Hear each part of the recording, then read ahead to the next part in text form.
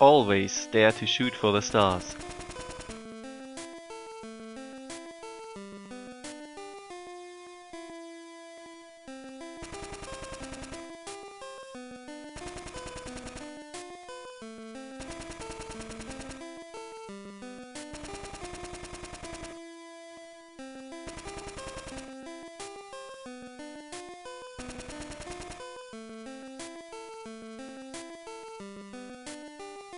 Don't be surprised though if the stars start shooting back.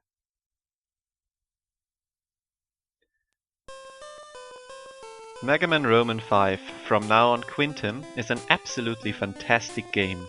It is the final installment of the Game Boy series, and Minakuchi was very obviously willing to pull all stops for that occasion. Released in 1994, it is one of the first games to have full Super Game Boy support, which is why I'm finally off coloring duty. Which is good, because I would have no frame of reference. Everything in Quintum is completely original. That is true for bosses, stages, weapons, the soundtrack and especially enemies. The sprite work for all these new foes is astoundingly good. From a few new enemies here and there in the past games we have already seen how good the artists are, but their dedication to smooth pixel art animation is obvious pretty much everywhere in Quintum. As impressive as all of that is, you probably know me by now. I care about gameplay first and foremost. So how does that fare? Well, pretty good I'd say.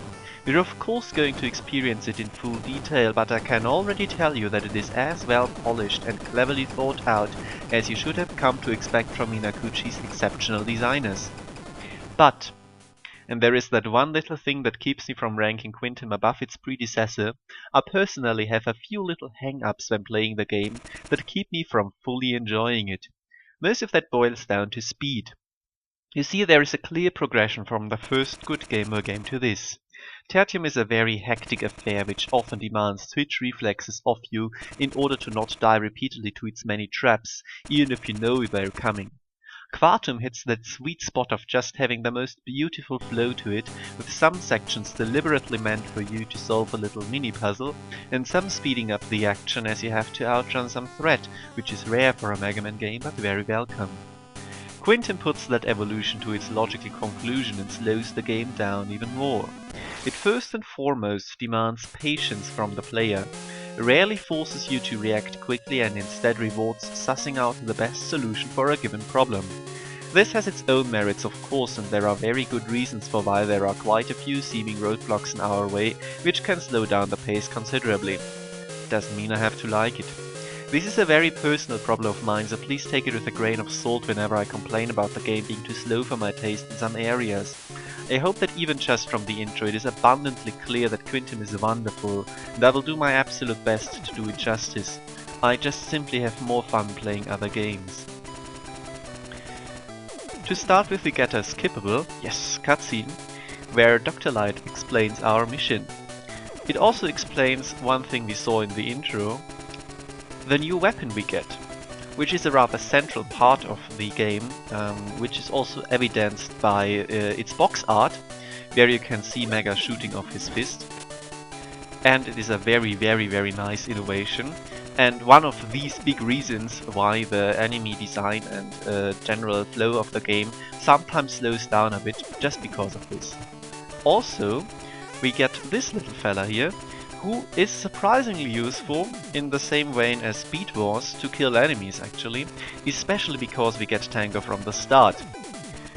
It is however still rather plagued with the Beat syndrome, as in I constantly forget that he actually exists and might actually be very good in some situations, but rest assured I will find a way to use him.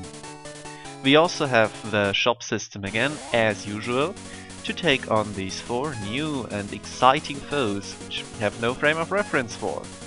I hope you look as forward as I do to me meeting them. For now, however, there is a little something I need to address. This being the password system.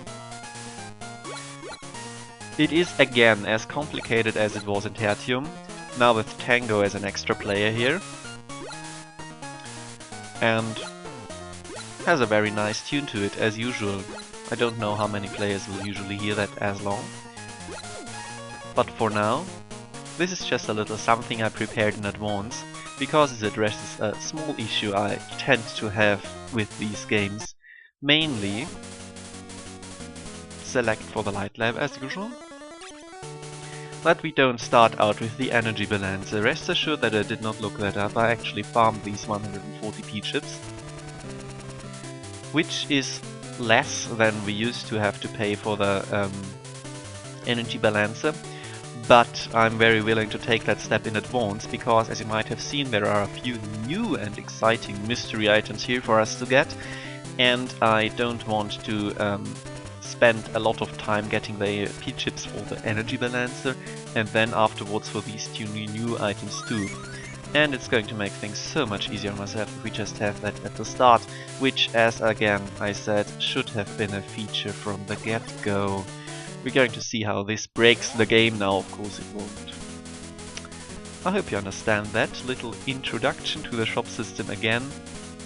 And I hope you will join me for this Let's Play Mega Man Quintum. I am Simon and thank you very much for your attention.